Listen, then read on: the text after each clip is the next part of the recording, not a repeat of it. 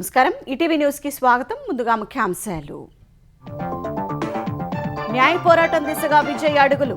రెండోసారి కలిసిన మెజార్టీపై స్పష్టత ఇవ్వని గవర్నర్. న్యాయ నిపుణులతో సుదీర్ఘంగా చర్చలు.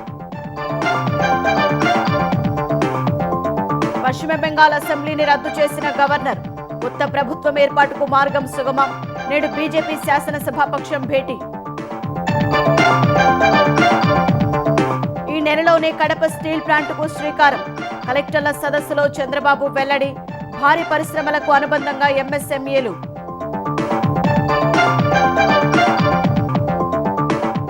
మహిళా సంఘాలకు 10 లక్షల వరకు వడ్డీ లేని రుణం.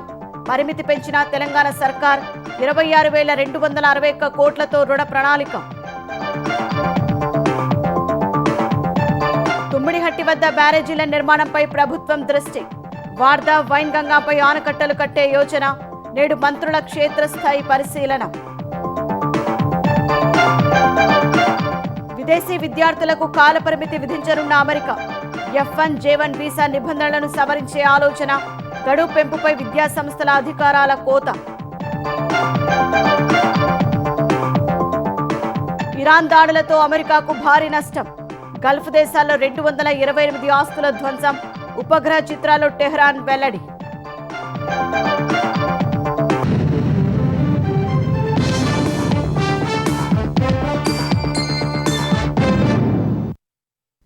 తమిళనాడులో ప్రభుత్వం ఏర్పాటుపై ప్రతిష్టంభన కొనసాగుతోంది.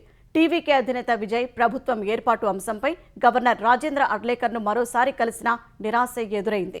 స్పష్టమైన మెజారిటీతో రావాలని గవర్నర్ సూచించారు. ఈ నేపథ్యంలో రాజ్యాంగ నిపుణులతో విజయ్ 3 గంటల పాటు చర్చించినట్టు తెలుస్తోంది. ఈ పరిణామాలతో తమిళనాడులో మళ్లీ ఎన్నికలంటూ ఊహాగానాలు మొదలయ్యాయి. తమిళనాడు ప్రభుత్వం ఏర్పాటు అంశం ఎటూ తేరడం లేదు. ఏ పార్టీకి పూర్తి మెజారిటీ రాని నేపథ్యంలో అత్యధిక స్థానాలు గెలుచుకున్న టీవీకే అధినేత విజయ్ ప్రభుత్వం ఏర్పాటుకు చేస్తున్న ప్రయత్నాలకు అవరోధాలు తొలగడం లేదు. అదే సందర్భంలో తమిళనాడులో రాజకీయ సమీకరణాలు వేగంగా మారిపోతున్నాయి. మళ్లీ ఎన్నికలంటూ ఊహాగానాలు మొదలయ్యాయి. బుధవారం గవర్నర్ రాజేంద్ర ఆర్లేకర్ను కలిసిన విజయ్ గురువారం రెండోసారి లోక్భవన్కు వెళ్లారు. టీవీకే తరపున గెలిచిన అభ్యర్థులు మద్దతిస్తామన్న ఇతర సభ్యుల వివరాలు గవర్నర్కు అందించారు. తొలుత ప్రభుత్వ ఏర్పాటుకు అవకాశం ఇవ్వాలని, అనంతరం అసెంబ్లీలో బల నిరూపణ చేసుకుంటామని విజయ్ విన్నవించారు. అయితే మెజార్టీ సభ్యుల జాబితా సిద్ధం చేసుకున్న తర్వాతే ప్రభుత్వం ఏర్పాటుకు అనుమతిస్తామని గవర్నర్ చెప్పినట్లు తెలుస్తోంది. తాను టీవీకేను మినహా మరే పార్టీని ప్రభుత్వ ఏర్పాటుకు పిలవనని గవర్నర్ హామీ ఇచ్చినట్లు ఆ పార్టీ వర్గాలు తెలిపాయి. గవర్నర్ను విజయ్ రెండోసారి కలిసిన తర్వాత లోక్ భవన్ ఓ ప్రకటన విడుదల చేసింది. ప్రభుత్వం ఏర్పాటుకు అవసరమైన మెజారిటీ సంఖ్యను టీవీకే అధినేత విజయ్ చూపలేకపోయారని పేర్కొంది. దీంతో సీఎంగా విజయ్తో ప్రమాణం చేయించేందుకు గవర్నర్ సిద్ధంగా లేరనే సంకేతాలు వెలువడ్డాయి. విజయ్ అపాయింట్మెంట్ కోరినందునే గవర్నర్ గురువారం కేరళ పర్యటనను వాయిదా వేసుకున్నారు. రాజేంద్ర ఆర్లేకర్ కేరళకు పూర్తిస్థాయి గవర్నర్ కాగా తమిళనాడుకు ఇన్ఛార్జిగా వ్యవహరిస్తున్నారు. లోక్ భవన్ నుంచి తిరిగొచ్చాక మద్దతు కోసం పలు పార్టీలతో విజయ్ ఇతర ముఖ్య నేతలు చర్చించారు. వీసీకే, సిపిఐ, సిపిఎంలతో సంప్రదింపులు జరిపారు. ఈ 3 పార్టీలు డీఎంకే అధినేత స్టాలిన్తో భేటీ అయ్యాయి. తర్వాత సిపిఐ రాష్ట్ర కార్యదర్శి వీరపాండియన్ తమ పార్టీ నేతలతో సమావేశమయ్యారు. టీవీకేకు మద్దతుపై నిర్ణయం తీసుకోలేదని, త్వరలోనే తమ అభిప్రాయాన్ని చెబుతామన్నారు. ఆ తర్వాత టీవీకే ఉప ప్రధాన కార్యదర్శి సిటీఆర్ నిర్మల్ కుమార్ ఆయన్ను కలిశారు. ఇక వీసీకే అధినేత తిరుమావలన్ స్పందిస్తూ విజయ్ పంపిన లేఖపై పార్టీ సమీక్షిస్తోందని, కూటమి లాభ నష్టాలపై ఆలోచిస్తోందని తెలిపారు. తదుపరి ప్రభుత్వ ఏర్పాటుకు విజయ్ను ఆహ్వానించాలని వీసీకే, సిపిఐలు డిమాండ్ చేశాయి. డీఎంకే అంగీకరిస్తే తమ సభ్యుడు టీవీకేకు మద్దతిస్తామని ఐయుఎంఎల్ ప్రకటించింది. గవర్నర్ స్పందన తర్వాత విజయ్ న్యాయ నిపుణులతో 3 గంటల పాటు చర్చించారు. బీజేపీతో కలవాలనే దిశగా ఒత్తిళ్లొస్తున్నాయని, అది విజయ్కు నచ్చడం లేదని చెప్పారు. షోళింగనల్లూరులో గెలిచిన టీవీకే అభ్యర్థి ఇమ్రాన్ గవర్నర్కు లేఖ రాశారు. ప్రభుత్వ ఏర్పాటుపై నిర్ణయం తీసుకోకపోతే కోర్టును ఆశ్రయిస్తామన్నారు. ఈ పరిణామాల నేపథ్యంలో గవర్నర్ రాజేంద్ర ఆర్లేకర్ తీరును నిరసిస్తూ టీవీకే కార్యకర్తలు లోక్భవన్ ఎదుట ఆందోళనకు దిగారు. మరోవైపు తమిళనాడులో ప్రభుత్వం ఏర్పాటు అంశంపై అనవసరంగా సంక్షోభం సృష్టించేందుకు డీఎంకే సిద్ధంగా లేదని ఆ పార్టీ అధినేత ఎంకే స్టాలిన్ తెలిపారు. విజయ్ సారథ్యంలో ప్రభుత్వం ఏర్పాటయ్యే వరకు డీఎంకే వేచి చూస్తుందని, 6 నెలల దాకా ఆ పార్టీ పాలనను చూస్తామన్నారు. అటు అన్నాడీఎంకేలో విజయ్కు అనుకూలంగా పలువురు ఎమ్మెల్యేలు ఉన్నట్లు ప్రచారం జరుగుతోంది. ఉప ముఖ్యమంత్రి సహా 5 మంత్రి పదవుల్ని డిమాండ్ చేసినట్లు సమాచారం. ఈ క్రమంలోనే అన్నాడీఎంకే తమ ఎమ్మెల్యేల్ని పుదుచ్చేరిలోని ఓ రిసార్టుకు తరలించినట్లు తెలుస్తోంది.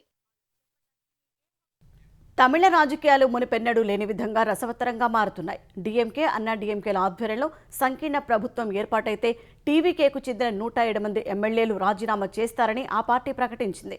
ఇరు పార్టీల మధ్య 2 సమావేశాలు జరిగాయనే ప్రచారం నేపథ్యంలో టీవీకే వర్గాలు ఈ మేరకు స్పందించాయి.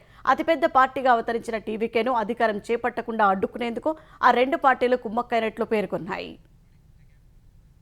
పశ్చిమ బెంగాల్లో అనూహ్య పరిణామం చోటు చేసుకుంది. గవర్నర్ ఆర్ఎన్ రవి పశ్చిమ బెంగాల్ అసెంబ్లీని రద్దు చేశారు. ఈ నిర్ణయం 7వ తేదీ నుంచి అమల్లోకి వస్తుందని గవర్నర్ కార్యాలయం పేర్కొంది.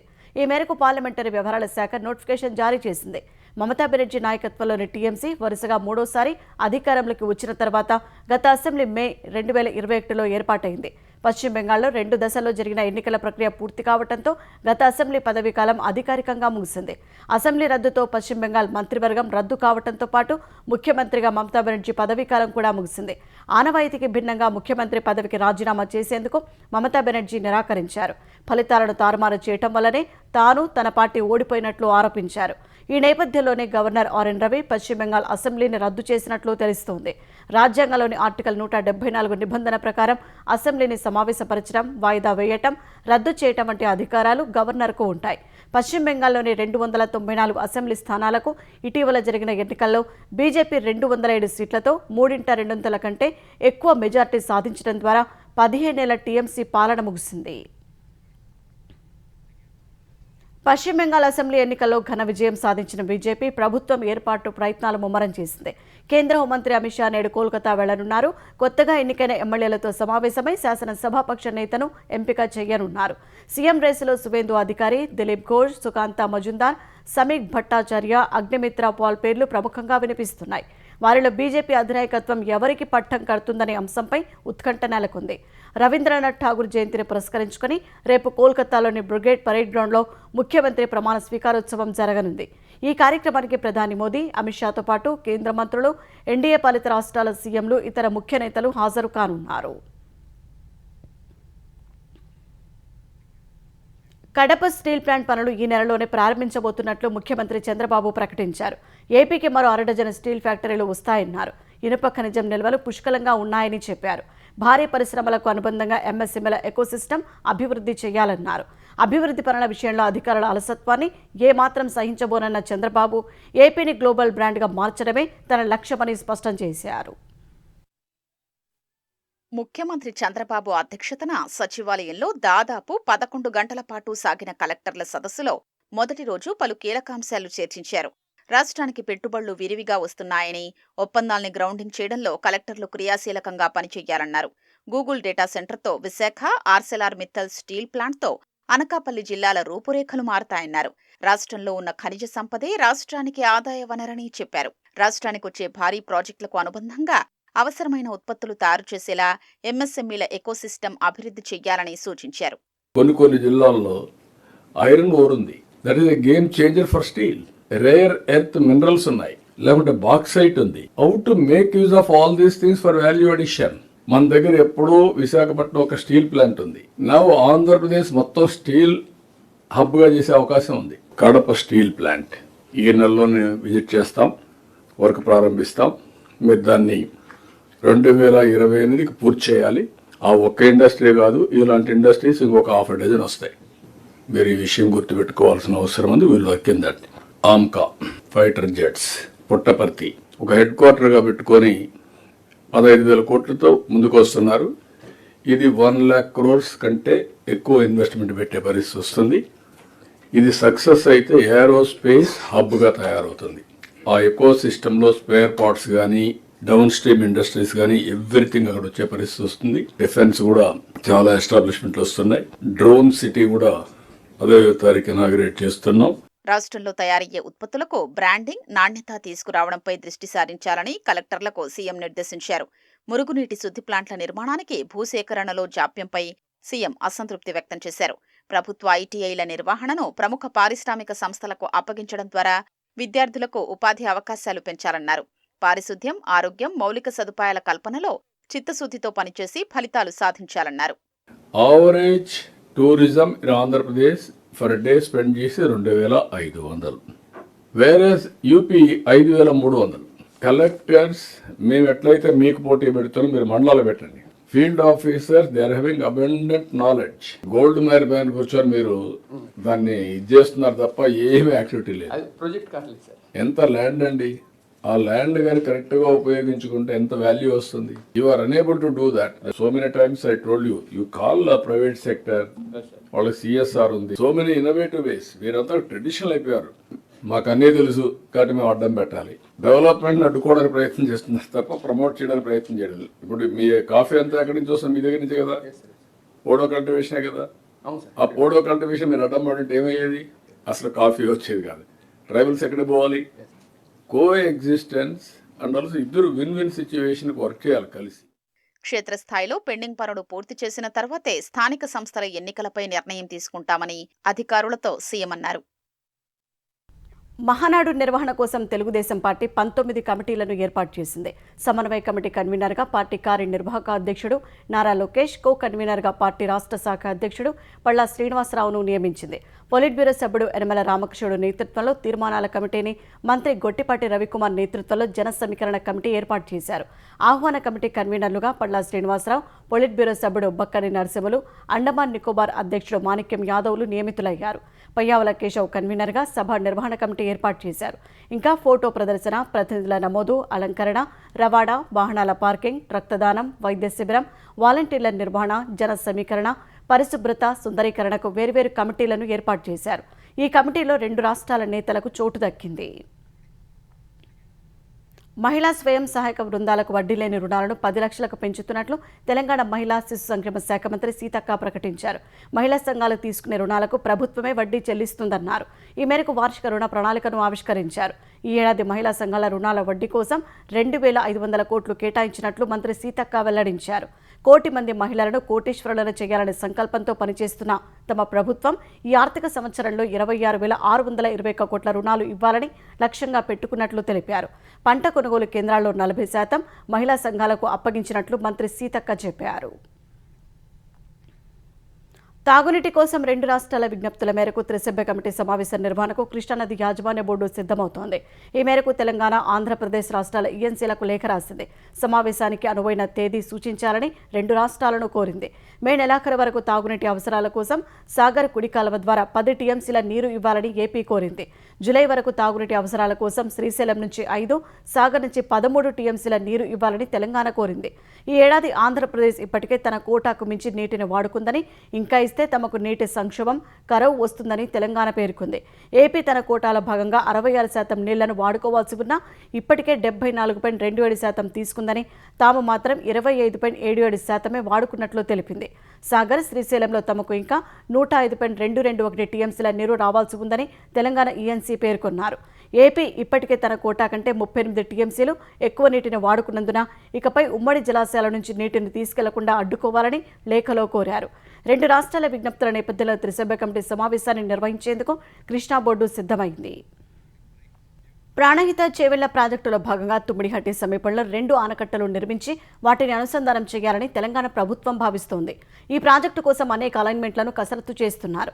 మొత్తం 6.5 కిలోమీటర్ల పొడవుతో వార్ధాపై ఒక బ్యారేజీ, వైన్ గంగపై ఇంకోటి నిర్మిస్తారు. ఆ రెండింటిని కలుపుతూ మధ్యలో భారీ కాంక్రీట్ బండ్ నిర్మాణం చేస్తారు. తద్వారా 2 నదులు కలిసే చోట గేట్లపై వరదల ప్రభావం పడకుండా ఉంటుందని అంటున్నారు. ఈ ప్రతిపాదనకు అనుగుణంగా డిపిఆర్ సిద్ధం చేయనున్నారు. ప్రాణహిత చేవెళ్ల ప్రాజెక్టు అలైన్మెంట్ కొలిక్కి రావడంతో మంత్రులు వివేక్ వెంకటస్వామి, జూపల్లి కృష్ణారావు ఇవాళ క్షేత్రస్థాయిలో పర్యటించనున్నారు.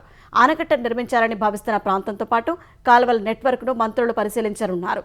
అనంతరం నీటి లభ్యత, మహారాష్ట్రలో ముంపు తదితర అంశాలపై అధికారులతో సమీక్షిస్తారు. నిబద్ధతతో కష్టపడి సాధించిన గ్రూప్ 1 ఉద్యోగాన్ని ప్రజాసేవకు అంకితం చేయాలని తెలంగాణ రెవెన్యూ శాఖ మంత్రి పొంగులేటి శ్రీనివాసరెడ్డి ప్రొబేషనరీ డిప్యూటీ కలెక్టర్లకు సూచించారు. ప్రభుత్వానికి మంచి పేరు వచ్చేలా పనిచేయడంతో పాటు ముఖ్యంగా పేదలకు మేలు జరిగే నిర్ణయాలు తీసుకోవాలన్నారు. వివిధ జిల్లాల నుంచి వచ్చిన 44 మంది గ్రూప్ 1 ప్రొబేషనరీ డిప్యూటీ కలెక్టర్లు మంత్రి పొంగులేటిని మర్యాదపూర్వకంగా కలిశారు. అన్ని శాఖలతో సమన్వయం చేసుకుంటూ ప్రజల సమస్యలపై వెంటనే స్పందించాల్సిన బాధ్యత రెవెన్యూ శాఖాధికారులపై ఉంటుందని పేర్కొన్నారు. ఆదర్శవంతమైన సేవలతో భవిష్యత్ తరాలకు స్ఫూర్తిగా నిలవాలని యువ అధికారులకు మంత్రి పొంగులేటి సూచించారు. జనసేన నూతన కమిటీలను 2-3 రోజుల్లో ప్రకటిస్తామని ఆ పార్టీ అధినేత ఉప ముఖ్యమంత్రి పవన్ కళ్యాణ్ తెలిపారు.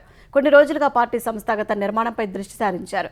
శస్త్రచికిత్స అనంతరం పూర్తిగా కోలుకోకపోయినా పార్టీ కమిటీల ఏర్పాటుపై ముఖ్య నేతలతో మాట్లాడుతున్నారు. రాష్ట్ర కార్యవర్గంతో పాటు జిల్లా అధ్యక్షులు 175 నియోజకవర్గాల ఇన్ఛార్జీలను త్వరలో ప్రకటించనున్నారు.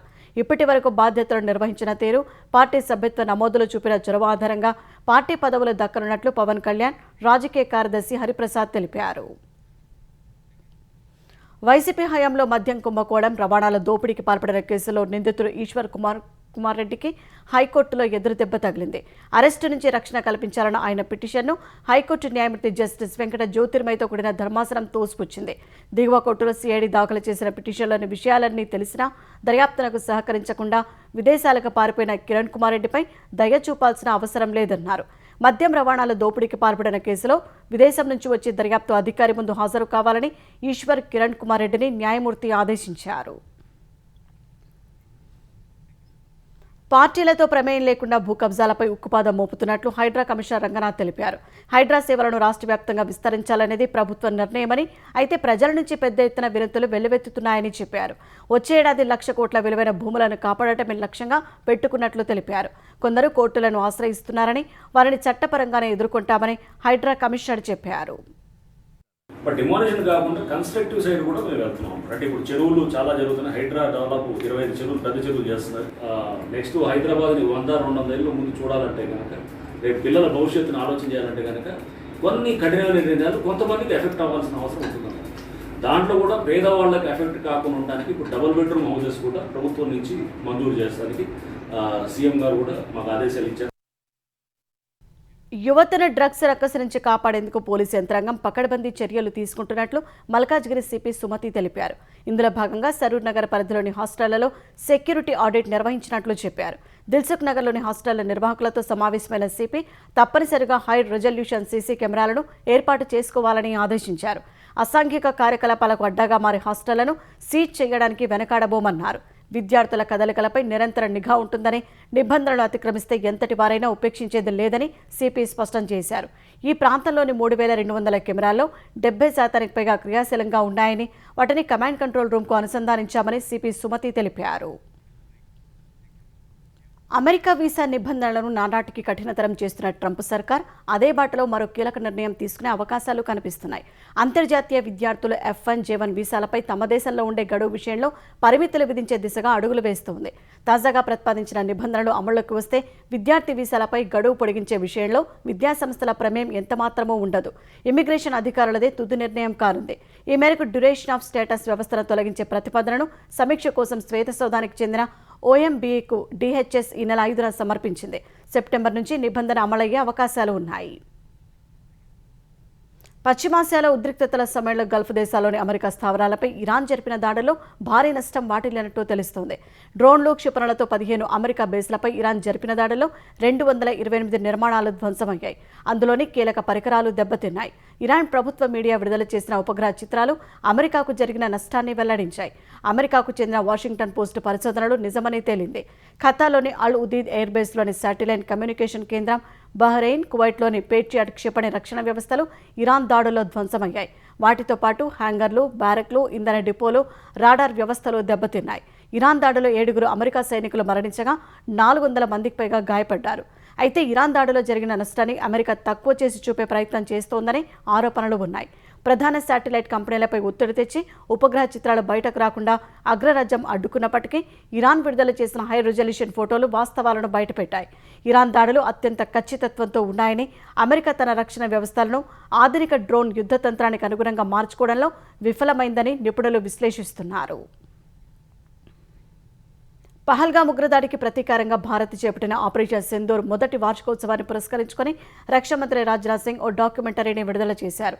అందులో పాకిస్తాన్ మిలిటరీ బేస్లపై ఖచ్చితత్వంతో జరిపిన దాడులు, S-400 క్షిపణి వ్యవస్థల మోహరింపునకు సంబంధించిన అరుదైన దృశ్యాలున్నాయి.